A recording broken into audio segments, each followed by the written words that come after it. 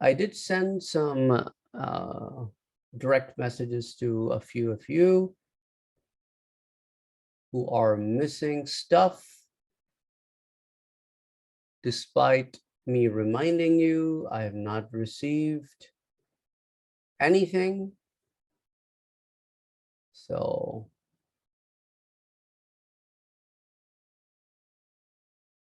that's concerning because we are only 4 weeks away from the end of the course.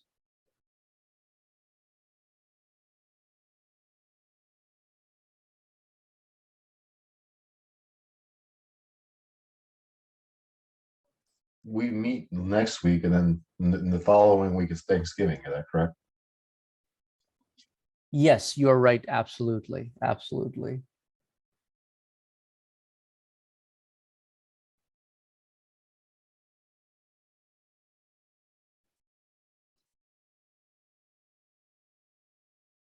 I have one more person to message.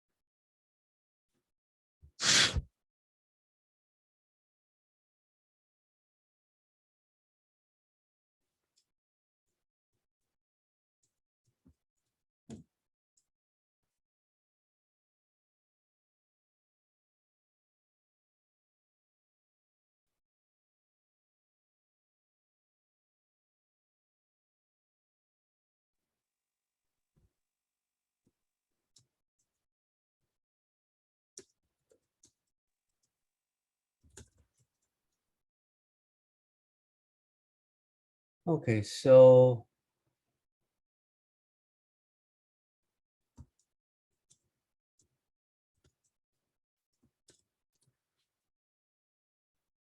one person has corresponded with me on that one.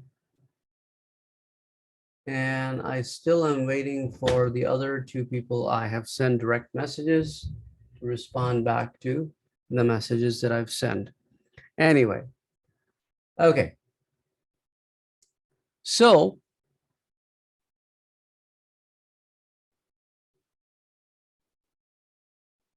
we are now looking at chapter number 9, which is page 278, which is about social computing.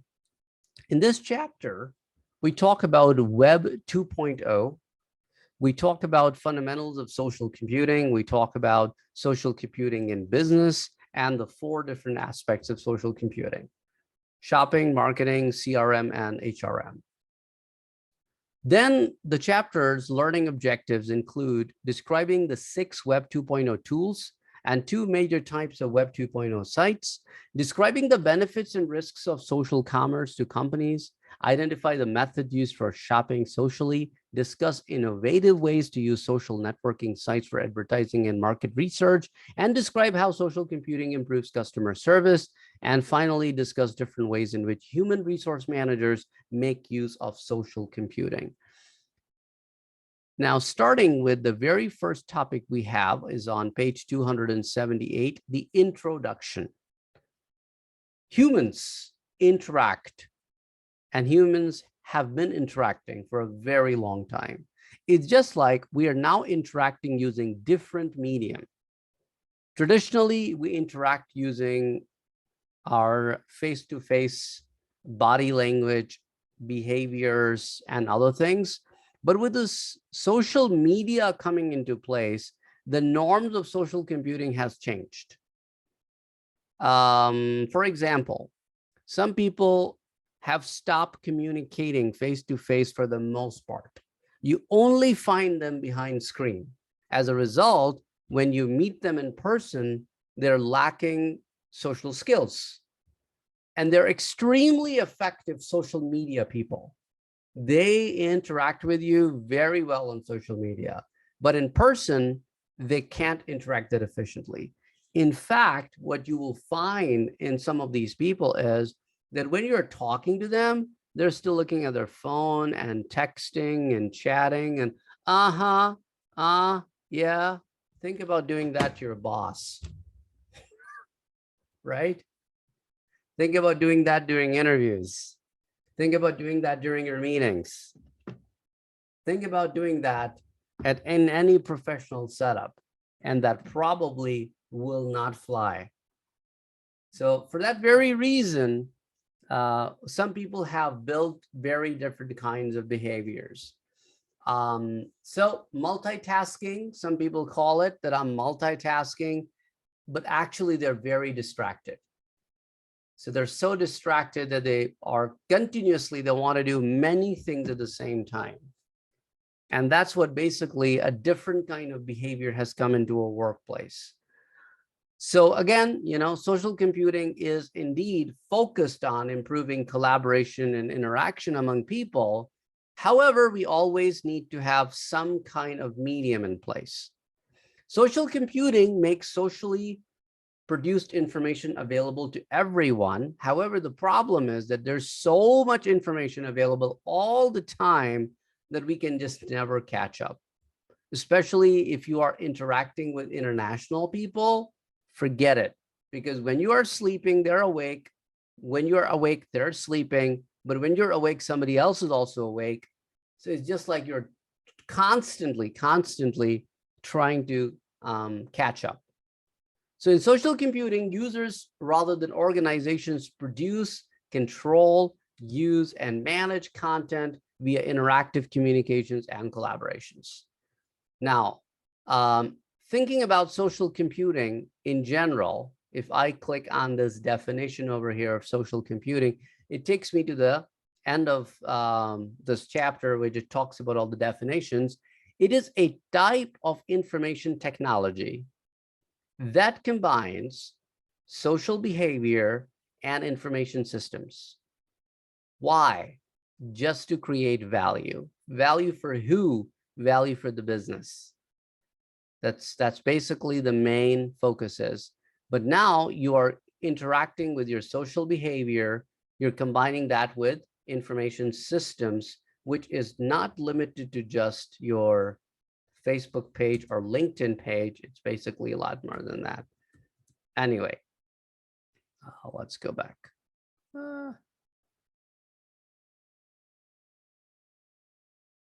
Okay, why is it not moving? Interesting.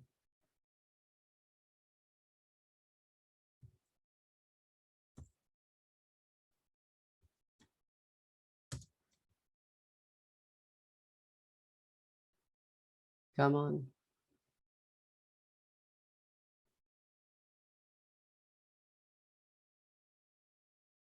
Okay, finally. So coming up rather to this paragraph. In the new world of business and government, organizational leaders will have to demonstrate authenticity, even-handedness, transparency, good faith, and humility. If they do not, then customers and employees may distrust them to potentially disastrous effect. For example, customers who do not like a product or service can quickly broadcast their disapproval. And a lot of the social media has done a great job in bringing businesses down or promoting businesses. One of the good examples that we find in social media these times is the viral. Everybody wants to go viral. Everybody wants to do something that will make them a superstar overnight. Everybody wants to do something different. There's a lot of competition out there. There's a great competitive advantages out there. People are looking up to, oh my God, the so-and-so person started 10 years ago and now have 150 million subscribers, 200 million subscribers. They make tons of money. What do? Maybe I should get in that business and start doing something similar. So things of that nature. There's a compelling force at individual level, and then there is a compelling force as business level. For example, many years ago, IBM invested in Second Life, and they actually had a dedicated person. Full-time job was to maintain IBM presence in Second Life. Okay, so those kind of initiatives corporations have taken over the period of time to become more effective, to become more just out there, innovative, in the front line. So there are several different examples where you see the power of social computing, social media, which can make or break things. For instance, Kenneth Coles came under fire for suggesting on Twitter that news of its spring collection led to riots in Egypt, and American Apparel was blasted online for offering a Hurricane Sandy sale. Okay, so if companies want to win the favor and loyalty of customers, they should refrain from making comments that may suggest that they're trying to profit from other people's misery. Okay, so things of that nature. Sometimes they don't think, and it just backlashes them. So similarly, another example comes over here in the McKinsey survey. 91% of Chinese respondents reported that they had visited a social media site in the previous 6 months, compared with 70% in South Korea, 67 in the US, and 30 in Japan. Interestingly, the survey found that social media has a greater influence on purchasing decisions for Chinese consumers than for consumers anywhere else in the world. 91%. That's a massive, massive number, that you are basically going to others to suggest you if you should buy this or not, or if you should go in that direction or not. So that's huge. So with more than 1.5 billion users in WhatsApp, now that's it's an old number, probably, some people made a switch away from WhatsApp too recently when I would say 2 years ago when they changed their policy. But there is such a big force of people not leaving WhatsApp. A lot of the people went to other apps, and then they also came back to WhatsApp. Some people left WhatsApp. It's the same deal that happened with Facebook many years ago. Some people just boycotted Facebook and they just deleted their account and they left Facebook. And many people stayed. Many people kept their accounts inactive. Several things. I mean, several crazy things. So you see that if you look at these few examples over here, there is a massive, massive amount of interaction happening globally on these apps. Which app was banned in India last year?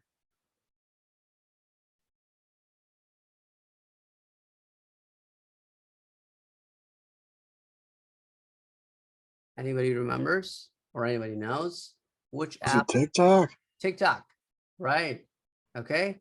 So what happened to all those TikTok stars?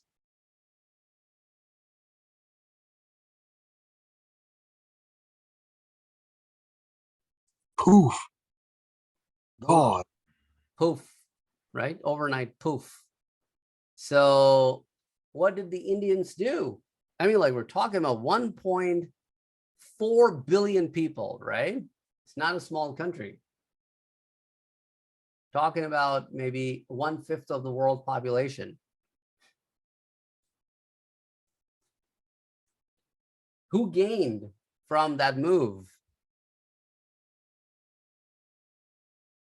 Competitors. And one of the biggest competitor of TikTok is? Probably YouTube. No. YouTube and TikTok are not competitors. Snapchat. I don't know. Instagram. Oh, Instagram. Hmm. I don't get all into that social stuff. And who owns Instagram? Facebook. Meta. Facebook. Who owns WhatsApp? Facebook. Facebook. So if you're on Insta, you're actually on Meta. If you're on Facebook, you're on Meta. If you're on WhatsApp, you're on Meta. This is like massive, massive data collection apps that they have. So the Indians switch over to the Insta, and Insta Reels just went crazy overnight. So if you want to get to the Indian population, you should have an Insta Reel. But Insta Reel is not that easy to work with as TikTok. It's not as impressive as TikTok. It doesn't gain that kind of popularity with the same tags that people were familiar with on TikTok. It just has a totally different way of doing things, a little bit more laid back than TikTok. But when people don't have an alternate, they got to fall back to whatever is available. Okay. So organizations today are using social computing in a variety of ways.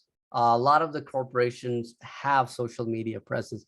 Now I'll tell you an inside thing that probably you guys don't know, but that's funny too at the same time. Many years ago, when Facebook was becoming popular, Gateway blocked Facebook. Yeah.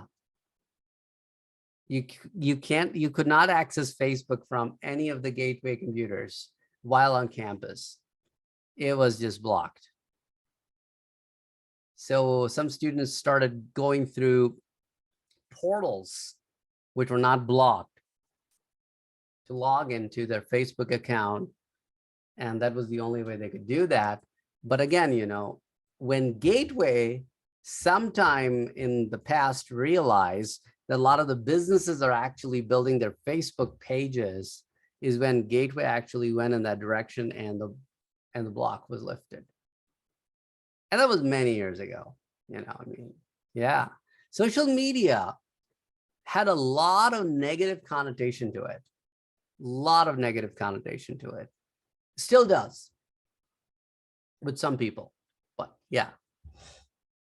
Anyway, moving on to page number 282, Web 2.0, the World Wide Web.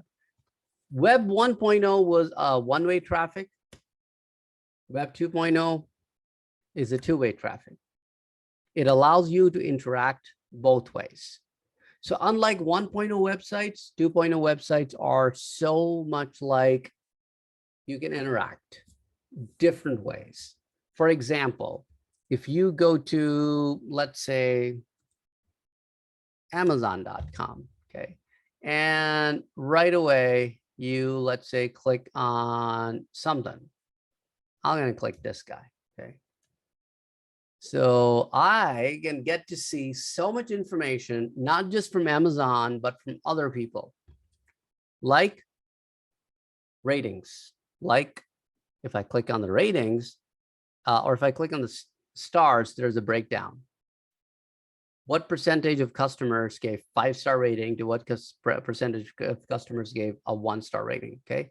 Now, if somebody solely make the decision on this, oh, there are 6% of the people that gave 1 star. Now, sometimes people are giving 1 star because their delivery was delayed. I mean, it's crazy. When you go out and start reading comments, some of those comments are outrageous comments, not on the product. They don't even talk about the product. They're like, they delivered me this a day late. Or when I received it, it was broken. I had to return it and get a new one. That's all they're ranting about. Or they have given a 5-star rating because Amazon delivered it a day earlier, or they got a good price. It's not about the product. So sometimes these ratings could be misleading. So when you start clicking on it, start reading through the comments. And then some of them are 4-star rating because I had to do something to make it work the way it should be. Not bad, but probably were not 100% satisfied with. So, failure. The unit failed to operate after the option to return date. Wow. So unit was very intelligently programmed. Right? Now it says, beware for North American use only, not UK or Europe. I don't know why, they purchased this in UK, but yeah, well, whatever. So things of that nature, little thing, cute, unworkable. So different people will tell you different stuff. And then sometimes you will be able to see, okay, what other people have posted, like pictures. Oh my God, that's awful. Awful. But that was one experience.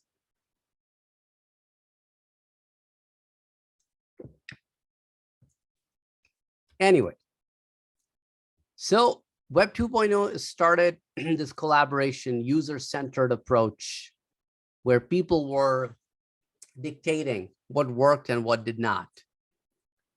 The tagging, when you put the Insta post or the Facebook post or the TikTok video, you can use tags, which basically make your item a little bit more searchable. So the tag culture has been around for some time, right? So which is basically the basis of Foxonomy. Foxonomy is the behind the scene coding word for what you and I call tags. Okay. One specific form of tagging is also geotagging, which is basically you're telling the location. Then we have RSS, really simple syndication. It's a feature that allow you to customize your page. Let me give you an example. Let's say if I have a news site page where I'm displaying news from all over the world, right? If I have to change the news, the entire page needs to be refreshed. That's a lot of data coming into the server and going back. That's too much information. So what I can do rather is I could use RSS. And I can create different RSS feeds. Each of my news section is an RSS feed. If I'm making changes to one RSS feed, only that RSS feed updates, all the other RSS feeds stay on where they are. So only part of the page can be updated. You don't have to update the entire content. Okay. We use it a lot, especially in an ongoing game. If let's say Green Bay Packers is playing against XYZ team. So now I want, the only thing that will probably update a lot more would be the score or how many yards they went or something like that, that constantly updates. Those can be controlled with the RSS feed. The rest of this could be staying the same. That way I am only updating certain set of information and not everything. Okay. You guys follow that? For the record, the stats from the Green Bay Packers wouldn't be changing that much because they are not doing so well this year. Green Bay Packer always does great. Really? I think on the other side of the border, the news doesn't carry. I think, well, they're doing great at losing right now, so I guess you're right. We always do great. Yeah. 3 interception in the red zone last game against the Lions. Who lose to the Lions? Oh, you mean like those 100-year-old Cubs? Bears, man. Bears. I have never seen that old of Cubs. By this time, they should outgrow into a lion. Or maybe bears. You're a funny guy. That's basically what sometimes, Green Bay Packer, when they go on the field and they see a bunch of Cubs, they're like, oh my God, we should be nice to these guys because they're still kids. Wah, wah, wah.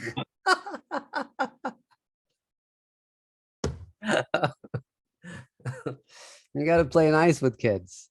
Anyway, so blogs, for example, is another way for you to discuss an idea with a large set of people who may be able to interact via comments. However, blogging has also taken a turn into people making money from blogs by running ads. If the blog, if a lot of people start visiting those blogs, then you can actually run ads on them, and then you can lease your ad space, and you can make money through that as well. So blogs is another thing. Okay. Microblogging is basically a form of blogging, but that allows users to write only short messages like a tweet. It's a tweet blog. Okay. So Twitter is a free microblogging service that allows its user to send messages and read other users' messages and updates known as tweets. Then we have Wiki. Wiki is basically a website that has several pages, and multiple people can contribute to each page without you being able to tell who contributed what. So in professional work, Wikipedia cannot be cited as a source because we don't know the credibility of the source. We don't know who wrote it. We don't know anything about the details of whatever is written, even though there are citations at the bottom, but still like in literary work, those citations don't really count until and unless there is somebody who has firsthand experience with it. So, or somebody who's a reputable. For example, if I go to news.google.com, if it loads, I don't know why sometimes it just takes forever. Okay, so if I click on one of these links,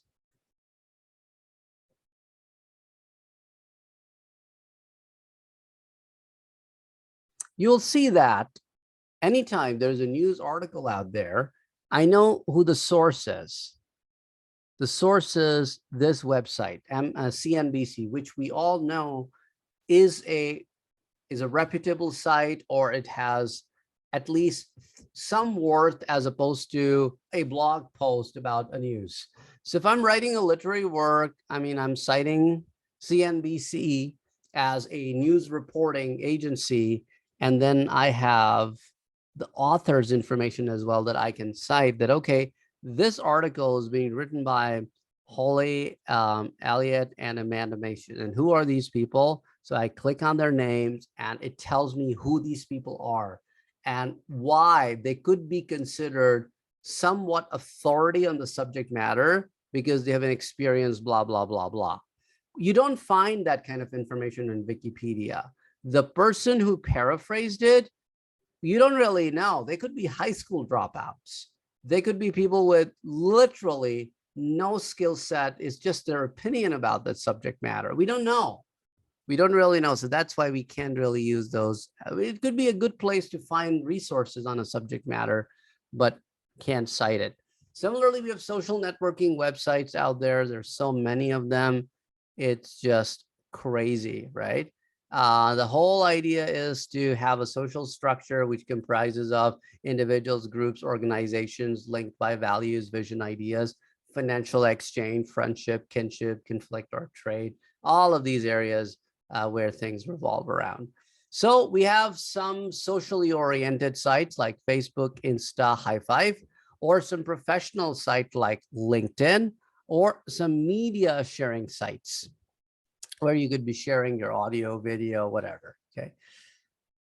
Then we have communication sites, we have collaboration sites, we have social bookmarking sites, we have social news site, and this is a long list of items that categorizes different kind of social media presences in our lives. Okay. Now moving on to enterprise social networks. Business-oriented social networks can be public, such as LinkedIn. Unfortunately, on LinkedIn, sometimes you find posts that really are Facebook posts. And LinkedIn community is so bold that they're right away, right in the comments, you know what? This doesn't really belong here. This actually is a Facebook post. So things of that nature, I mean, like sometimes people don't draw that fine line between professional network and a personal network. So LinkedIn is anyway considered to be more of a professional network. And corporate social networks are used for many purposes, including networking and community building, social collaboration, social publishing, social views and feedback, social intelligence and social analytics, where you would monitor, analyze, and interpret conversations, interactions, and associations among people, topics, ideas to gain insights. Some communities have actually built communities on social media platforms like LinkedIn or others, where people with like interests can get together and interact with each other. Okay. Then we also have something called mashups. Mashup is where, for example, you lay out a map like a regular Google map, right? And the Google map then mashes up with different things on that map, such as what businesses are out there, and based on whatever parameters you set. So, for example,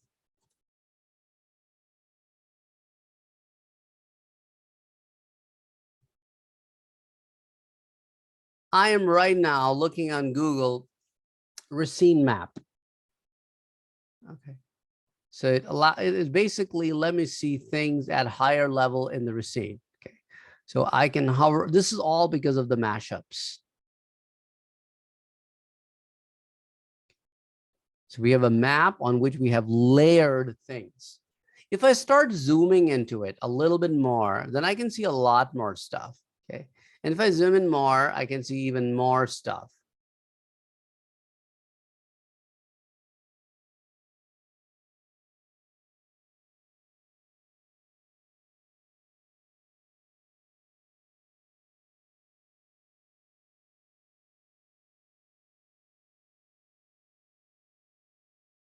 So again, it's basically how you view things.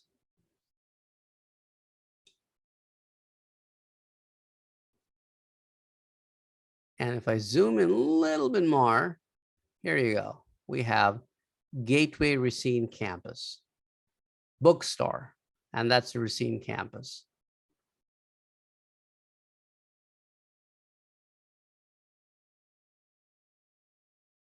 So if I click on it, I could get to see street view.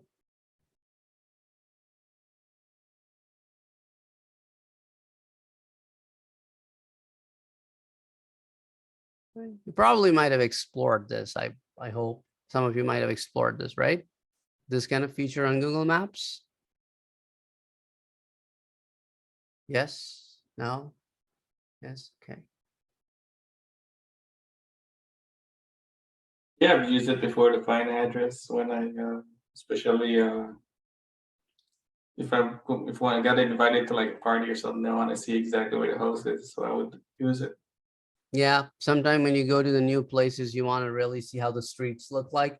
Sometimes you don't really get to see what the actual place is like. Maybe it was renovated after they initially uploaded it, but yeah, absolutely, absolutely.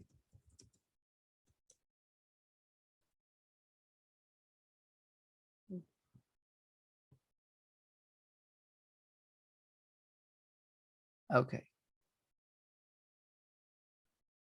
Fundamentals of social computing in business.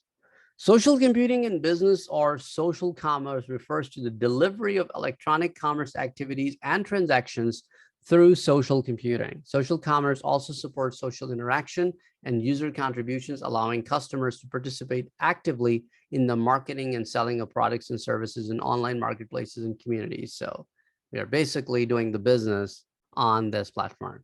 Okay. Now,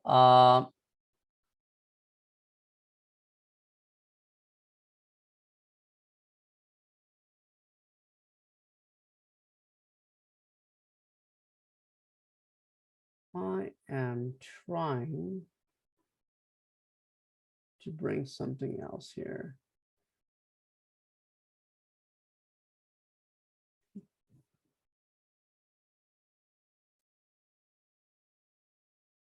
There is another website you probably might have visited, earth.google.com. Have you guys ever visited that?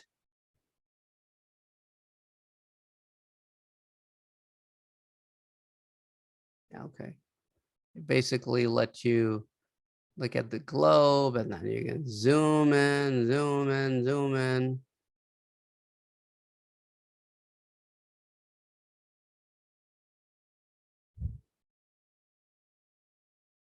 It's crazy.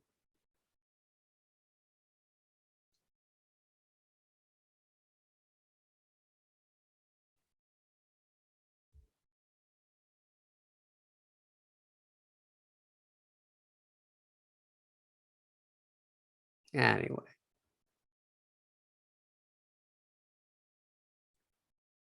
Okay, so moving on to page number 290, benefits and risks of social commerce.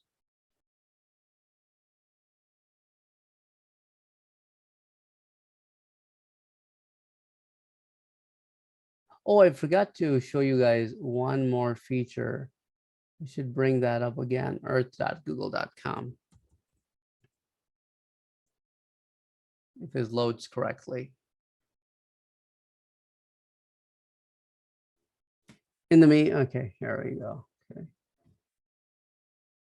You can actually take a person and drop him somewhere. And then literally goes there.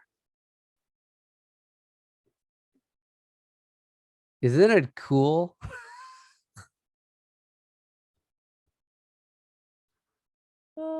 Wow.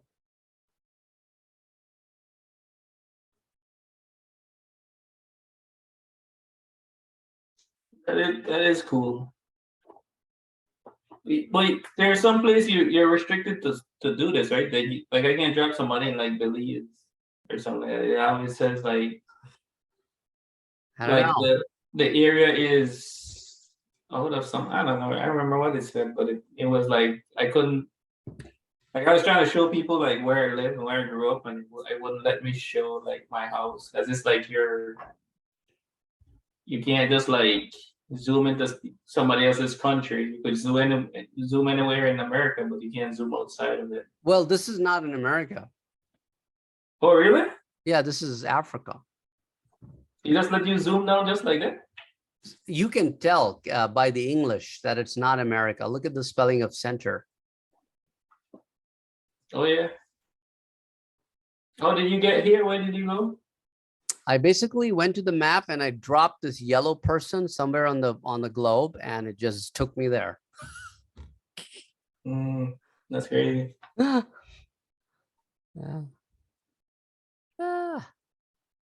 It's like, wow, it's so beautiful though. Oh, I love trees, man. I grew up in the country, so I like country stuff. It's cool. Even where I live is like the neighbors are like, I don't have anybody in front of me. Just I got a couple people behind me, and because I live in the county. So you live in a neighborhood where there are lesser houses? Yeah, there's Fewer houses? Okay. There's also like a preserve where you can't like take vehicles in, and you can see the like most of the time in the morning I'm seeing the deers and stuff across from me. Bears? Deer, not beer. Oh, okay. The only bears I watch is the Chicago Bears, man. Yeah, I do. Yeah, we don't have bears around here, so yeah. Anyway, so potential benefits of social commerce: customers can air their complaints in public or can raise their voice. Customers can assist other customers. Customers' expectations can be met more fully and quickly. Customers can easily search, link, chat, and buy while staying on social networks page. Benefits to businesses: that businesses can test new products and ideas, can learn a lot about their customers, can identify problems quickly, learn about customers' experiences, increase sales, and then you can see the other benefits. Use low cost user-generated content, obtain free advertising through viral marketing, and so on and so forth. Despite all the benefits, social computing does involve some risks, and every now and then we hear about crazy stuff about social media. For example, let me give you one thing. Sometimes when people are in social media business, in terms of celebrity or stars, or I mean, sometimes they can't really take the negative comments. And when you become a social media person, I mean, there are haters. You got to learn to face them. You can't really, can expect everybody to love you. It just doesn't happen that way. So yeah, sometimes these negative posts help you shape things better. And sometimes those criticisms are like crazy. Crazy is like, really? You didn't like that? That in that one video, I was wearing a shade of blue that you did not like, and you did not pay attention to any of the contents, the content that I was giving you. So things of that nature.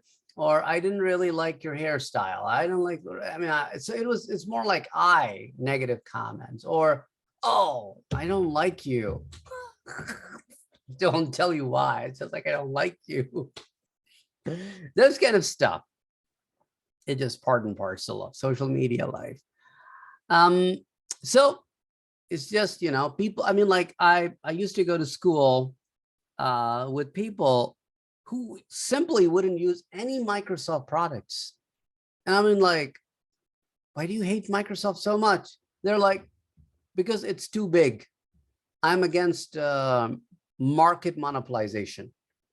So I will boycott anything and everything that has the word Microsoft on it. That's it. That's all the reasoning was. So people like that, we have all sorts of people and they have choice. So other risks of social computing include the following: information security concerns, of course, invasion of privacy, violation of intellectual property and copyright, employees' reluctance to participate, data leakage of personal information or corporate strategic information, poor or biased quality of user-generated content, cyberbullying, cyberstalking, employee harassment. For example, somebody I was in a meeting with a couple days ago, or maybe yesterday, it was yesterday, told me that they got this message on LinkedIn, this random person, right? And they're saying, hey, how you doing?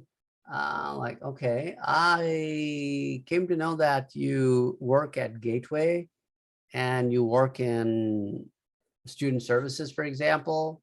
Like, okay, yeah, it says on my profile. What do you want, right? That's it. I'm like, oh, I am applying for a position and I want to know how it is. So, there's a random connection.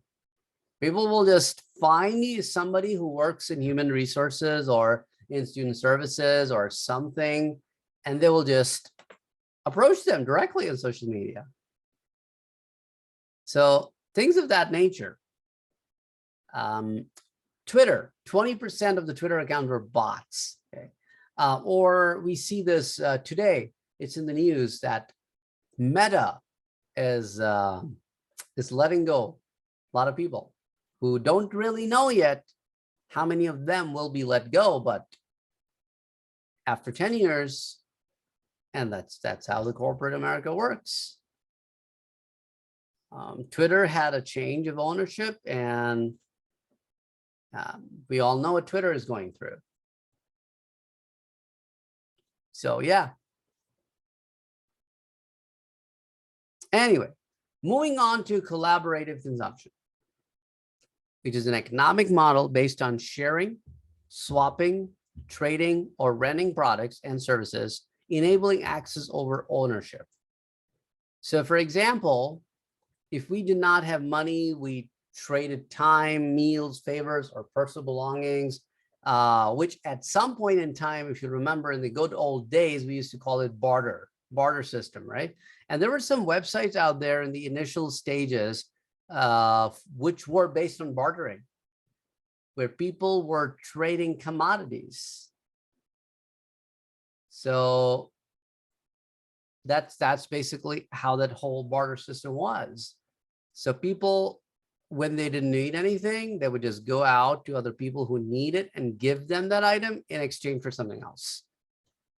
So we had then, business models emerge out of that. We had eBay, Craigslist, Zipcar, Airbnb, and people are making their living through these platforms. However, there is a risk factor. Yeah, there is a risk factor. Yes, absolutely. Okay. So Airbnb, for example, hosts in San Francisco said that service helps them pay their rent, and the average Relay Rights member makes an extra $250 per month, and so on and so forth. It's global initiative now. Then we have a long list of companies which have come forth in the collaborative consumption market, like Uber, DoorDash, Airbnb, Skillshare. I mean, like, you name it. There are a lot of them listed right here in this section of the chapter. Okay. Social computing in business, moving on to the next topic, which is shopping. So social shopping is a method of electronic commerce that takes all of the key aspects of social networks, friends, groups, voting, comments, discussion, reviews, and others, and focuses them all on the shopping. So the nature of shopping changes in that regard, that popular brands such as Gap, Shopbop, InStyle, and Lisa Klein are joining communities on Style Hive to help promote the season's latest fashion collections. Shoppers are using sites like This Next to create profiles and blogs about their favorite products in social communities. And then, from there on, the whole different experience of people who are following them. I mean, it's crazy how people rely on other people in making choices.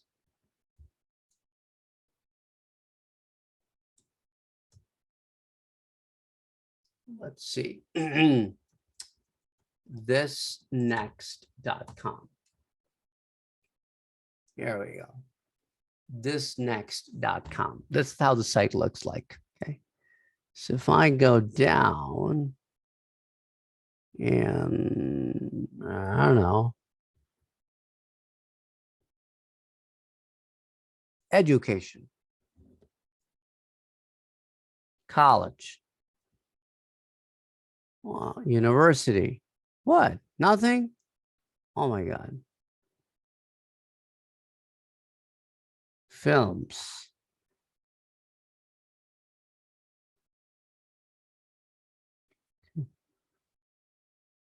And then you have related pins to that idea. So it's just like builds a whole different community of items.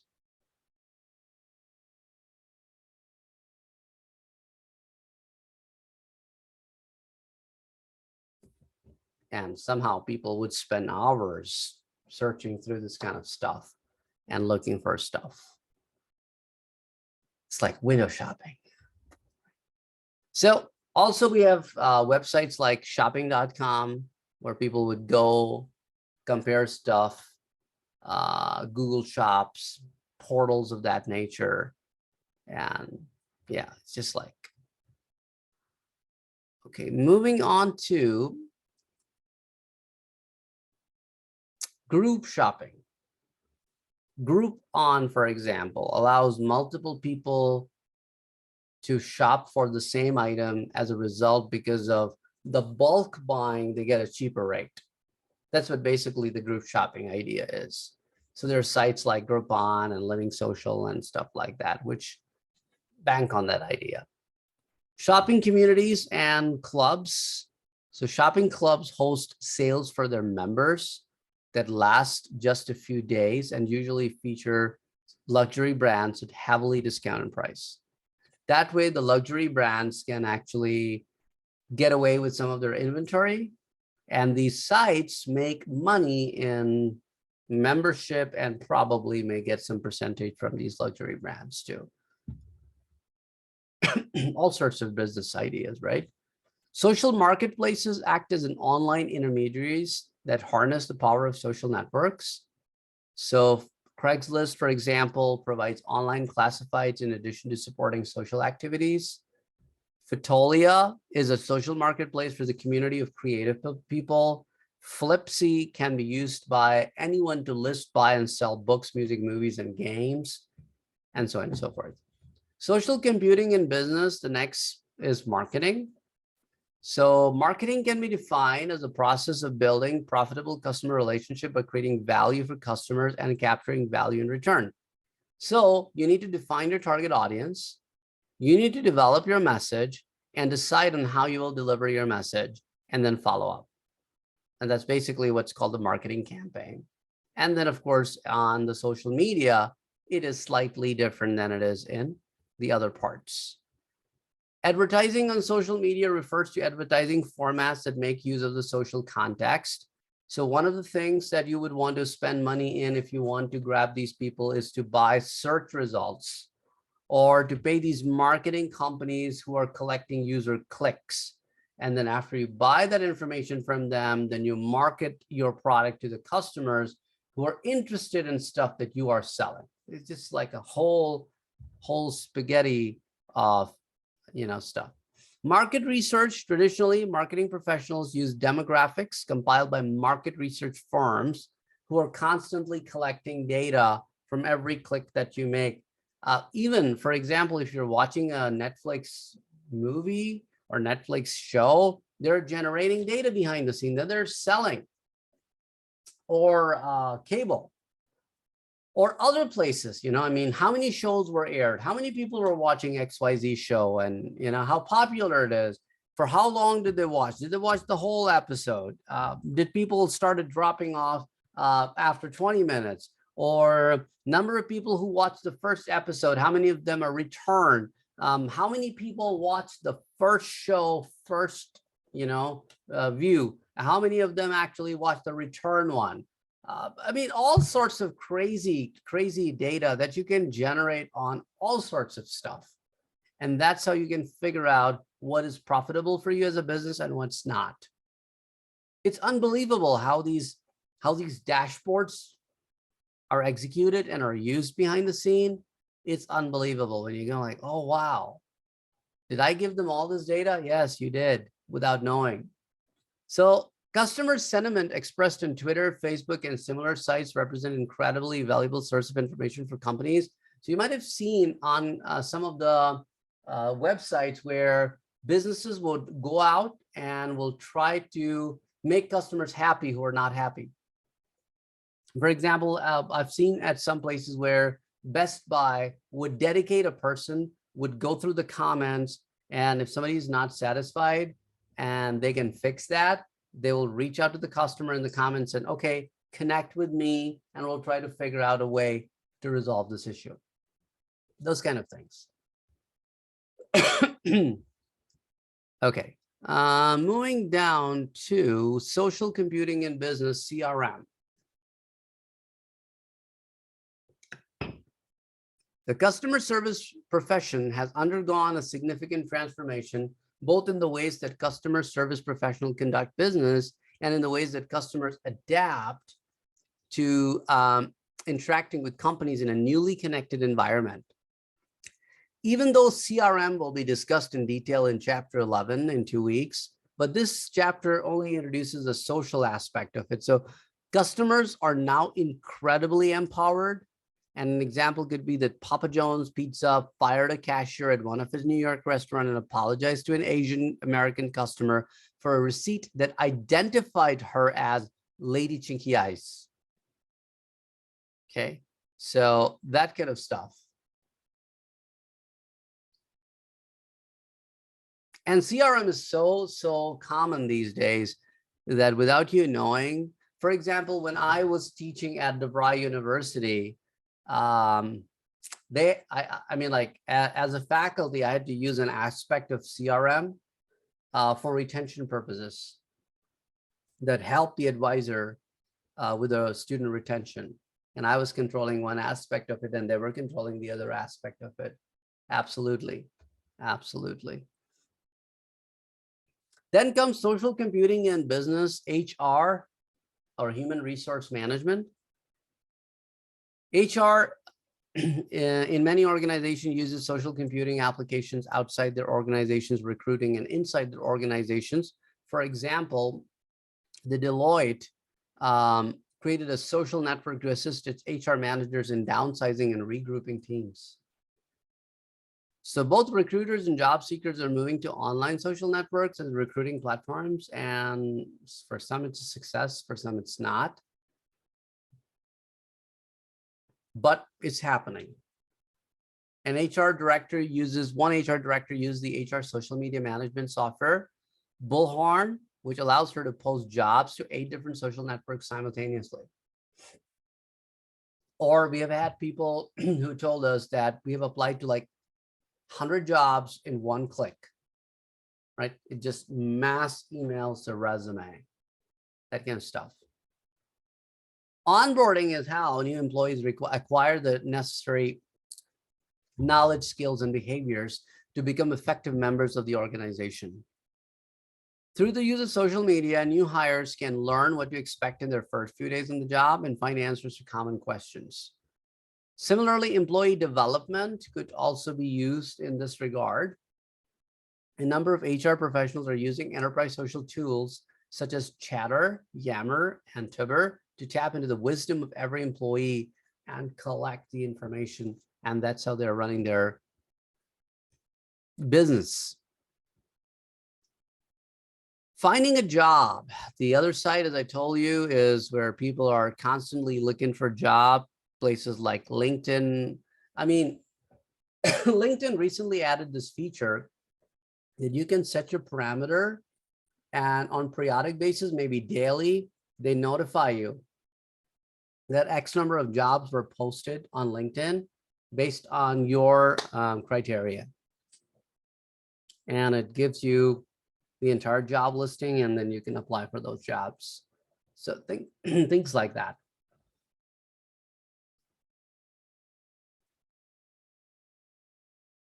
Here's how to make your time online count. To start with, as you saw above, you should have a profile on LinkedIn. The following list shows you the mistakes not to make on your LinkedIn profile. I'll let you read through this bullet points. We'll set aside in 2-3 minutes for you to do that.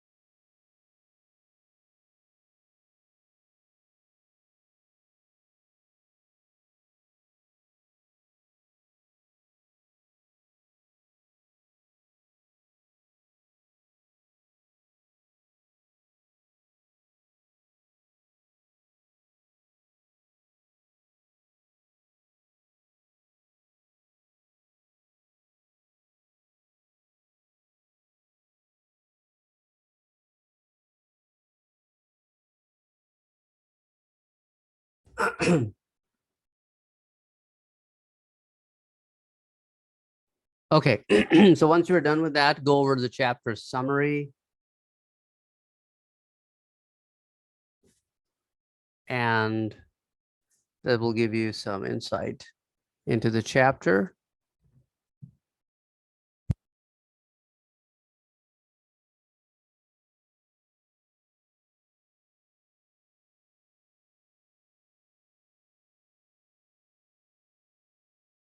Give me a green check when you guys are done with reading the summary.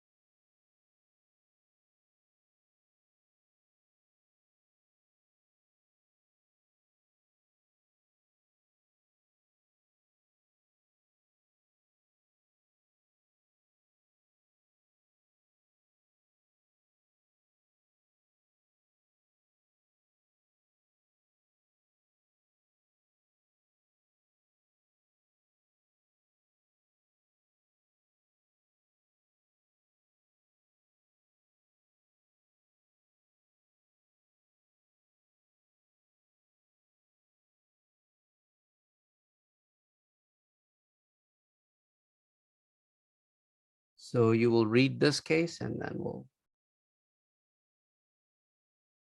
this is all available to you under unit number 9.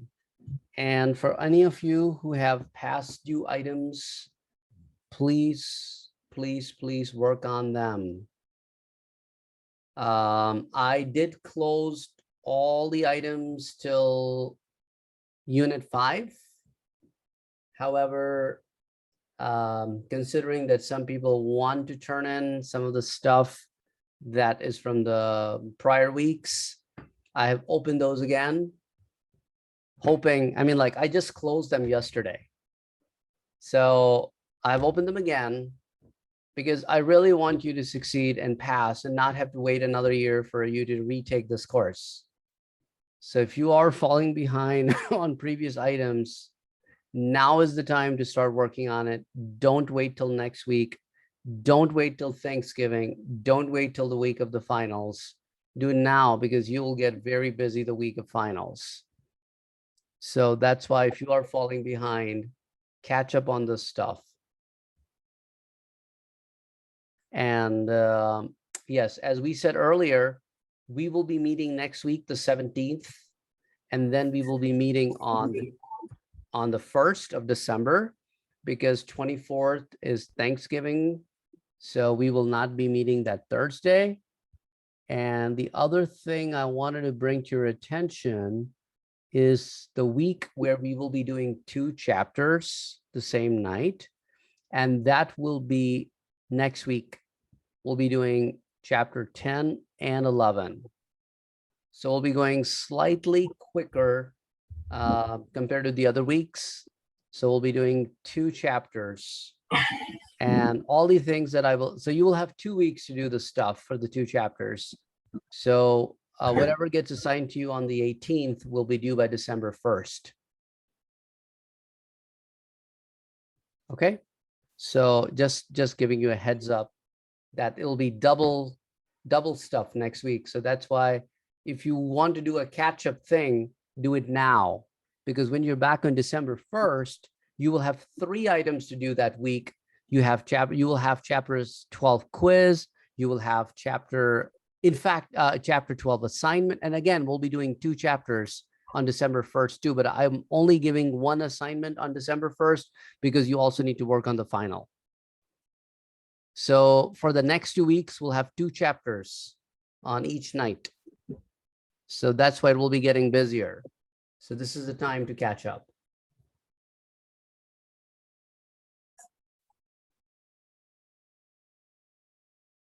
And for any reason, if you are falling behind, do communicate with me, like some of you communicated with me in the chat that, you know, there may be a little delay here or there because of, and then you shared the reason with me.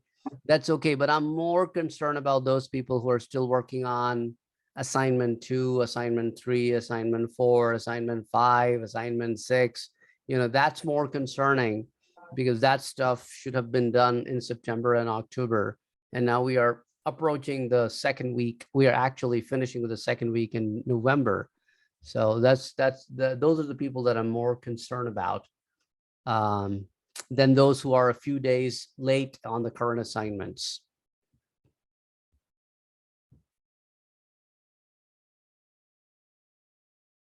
Any questions?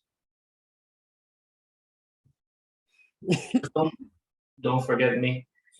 Yeah, no, I'm staying back. I just wanted to ask everybody a general question about this class For sure.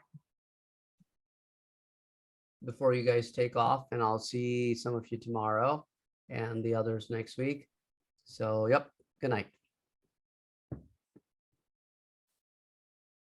Thank you. Have a good night. You too. Thank you, Louis. Tristan, check to see if they're accessible now. Alrighty. Mhm.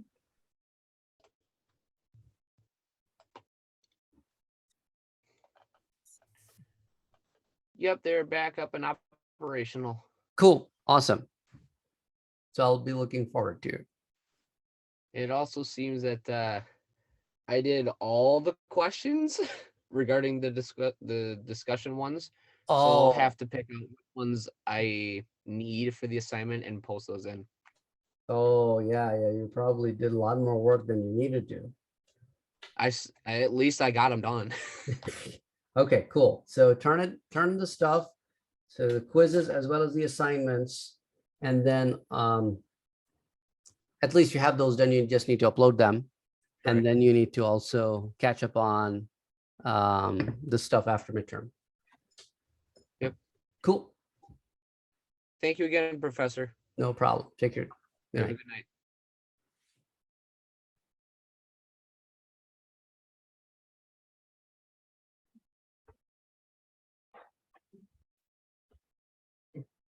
Are we staying in this window or do you want to? You can share your screen, Desmond.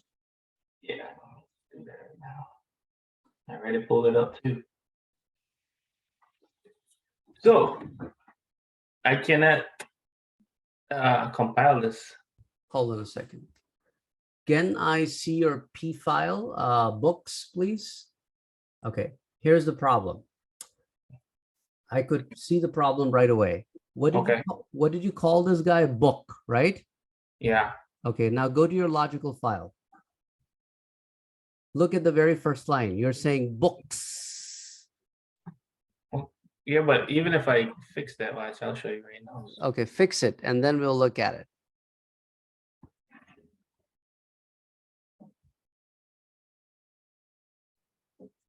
Okay. So if I save it, and then I click there, and then I try to, where's my compile? Okay. Sorry.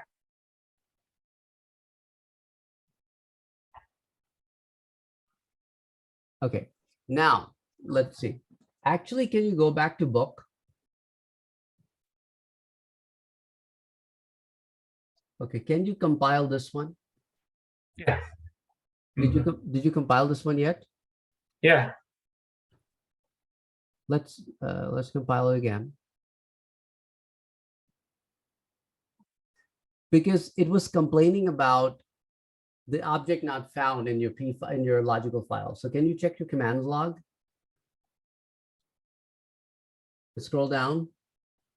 It says the book already exists. Okay, now let's check one more thing. Title, author, pages, pub ID. Okay, now go to book info for me, please. Title, author, pages. Okay, can you go back to book.pf? Uh, Okay, go back to book info. Okay. Go to line 101. 101. Yeah. Yeah, and go to prompt. Prompt. Yeah, source prompter. Okay. Go under functions. Function. Functions. Oh, sorry. Yeah. Type P file. Capitals, right? Yeah, P file. And in parentheses, write book. And hit enter.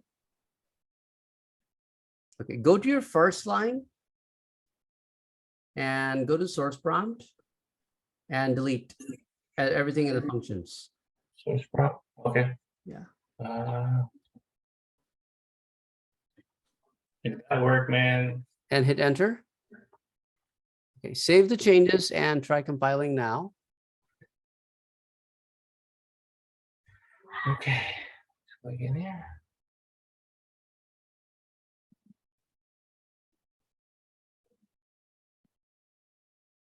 Ooh. Okay. Okay. I didn't like the first one. So yeah, they have to be on the same line. Oh, they have to be okay. Yeah. All right. One more. For this one should be quick too. Thank you. I still got to finish that. Put in all the stuff for the homework, but that's the part I could get that's this part, and then I have to put in Data.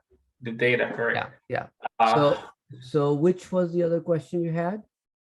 For the assignment 4, okay. yeah, that one. I can't. What do you call it? Can't do the reference. It won't let me reference because it won't come. Okay, can you hold on a second? Was that unit number 7 or no, was that unit 6? It was in unit 6, I So believe. use it. Okay. Can you open the subref for me, please? Double click on that subref.pf. Okay. Yeah, here. Okay. Okay. Now, here is the problem. Okay. Subref is not referencing itself.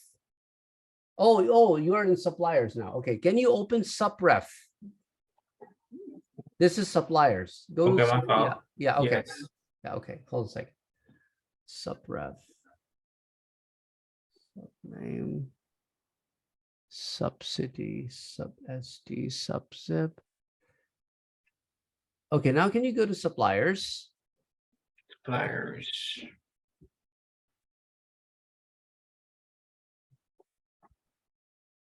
Okay. Can you press F4 on the very first line? F4 right here. Yeah. Okay. Go down into functions. Okay. The name of your subref is just subref. Look at what you wrote. You wrote subref pref. Okay. Okay. So it is just subref, right? Yeah. So hit enter. So the names were not matching. Okay. So it'll compile now? Yeah. Let me see. Okay, save the changes and compile. See, do you follow what you did? Yeah, I see what I did there. Yeah. I tried I must have went back and tried to do it again and again, and I must have messed it up. See? Okay, now let's look at a different problem here. Hold on a second, just 1 second. Okay.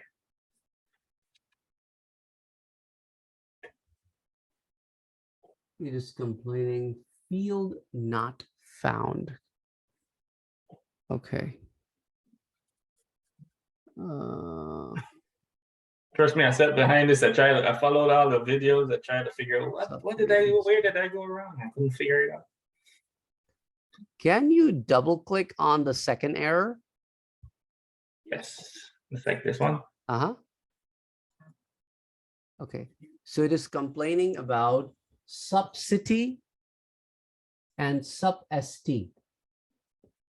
Okay, now can you go back to the subref?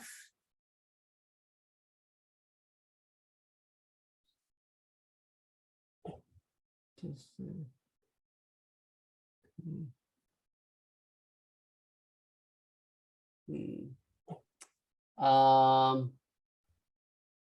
okay, can you go to the data explorer, the blue cylinders in the top right corner, the data explorer, right? And then once you are there, open the Death Star. EDU, right? Yep, the first one. Okay. Open that. Open schemas. Open ITPA 585. Go to your tables. And can you expand on subref? Okay. Okay, expand on that. Yeah, expand columns. Okay, so now when you expand on the columns, okay, so you have subzip, sub-SD. Okay, now expand on suppliers also.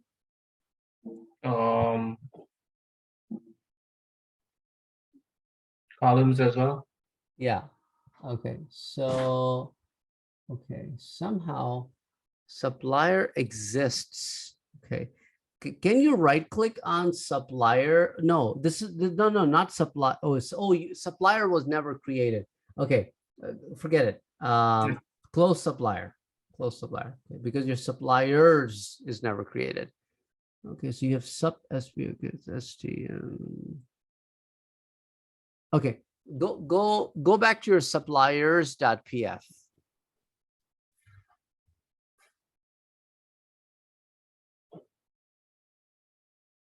and compile it again. Okay.